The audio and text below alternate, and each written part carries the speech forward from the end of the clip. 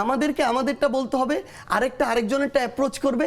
যাদেরকে আপনি চাঁদাবাজ বলছেন, যাদেরকে আপনি বলছেন তারা 200 লোক নিজেদের হত্যা করেছে, তাদেরকে তো আরো বেশি ভোট দিয়ে দিচ্ছে।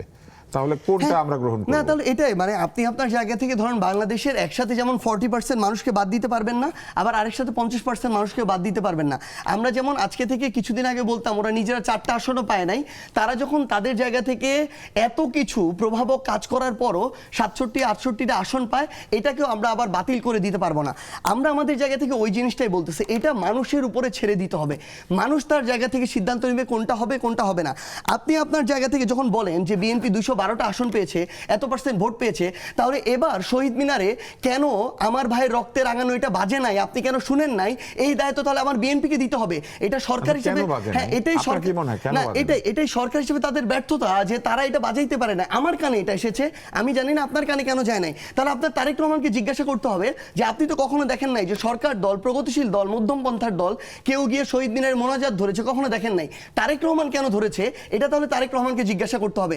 কারণ তারেক রহমান এখন বুঝতে পারছে এই বাংলাদেশে আপনি যদি ওই প্রো ইসলামিক সেন্টিমেন্টটা ধরতে না পারেন, আপনি ডানপন্থার না হন, আপনি সেন্টার রাইট না হন, আপনি মধ্যম পন্থার হয়ে ওই সেন্টিমেন্টটাকে যদি মিনিমাম অনার না করেন, আপনি বাংলাদেশের রাজনীতির আর প্রাসঙ্গিক থাকবেন না। এই কারণে এই একই কথাকে জামাতও ধরতে পেরেছে যে তাদেরকে আবার শহীদ মিনারকে মানতে হবে, এটা যে না যায় না হইতে পারে, এটাই হইতে পারে। তারাও তাদের জায়গা থেকে হয়তো খাপ খাওয়াচ্ছে, না হলে জামাত তো এর আগে কখনো শহীদ মিনারে ফুল দিতে যায় নাই, এবার তাদের ফুল দিতে গিয়েছে। আবার আপনি দেখবেন জামাত এর আগে তাদের জায়গা থেকে এই পক্ষ ওই পক্ষের সেন্টিমেন্ট দেখছে আর ওই পক্ষ এই পক্ষের না, ওই সেন্টিমেন্ট সবাই দেখছে। কিছুটা মাঝামাঝি আসার চেষ্টা করছে। মানে জামাতকে আপনি যে ডানপন্থার সাম্প্রদায়িক দল বলবেন, আমি এখন ওই জায়গাটাতে দেখছি না, বরং জামাত আপনি দেখবেন ধীরে ধীরে সেন্টার রাইটে আসার চেষ্টা করছে।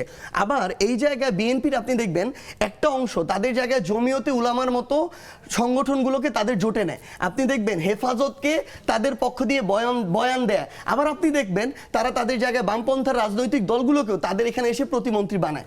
তার মানে তারাও তাদের জায়গা থেকে ওইটুকু বুঝতে পারছে যে আমি যদি এখন ওই প্রো ইসলামিক সেন্টিমেন্টার অন্তত সম্মান না জানাই, আমি এই বাংলাদেশের রাজনীতিতে এবার টিকে গিয়েছে, আগামীতে প্রাসঙ্গিক থাকবো না। তো আমি আমার জায়গা থেকে শুধু এইটুকু বলতে পারি যে আমরা এখন কোনো একটা কিছু ন্যারেটিভ, সেটা 20-30-50 বছর আগে যদি ওইটা এখন চাপায় দিতে চাই, চাপায় দেওয়া সম্ভব না। আমাদেরকে আমাদেরটা বলতে হবে, আরেকটা আরেকজনেরটা অ্যাপ্রোচ করবে, কিন্তু দিন শেষে মানুষ ঠিক করবে মানুষ কোনটা গ্রহণ করবে কোনটা করবে না। আমি এইটুকু আজকে এখানে বলে গেলাম, আগামীর বাংলাদেশে আমরা যেই ন্যারেটিভগুলো আজকে থেকে 10-20 বছর আগে দিয়ে মানুষকে খাইয়ে হজম করাতে পেরেছি, আগামীতে এটা কোনোভাবেই সম্ভব না। বরং মানুষ তাদের জায়গা থেকে ঠিক করবে কি করবে কি করবে না। এটা করতে পারে দেখে অভ্যুত্থানটা হয়েছে, না হলে হইতো না।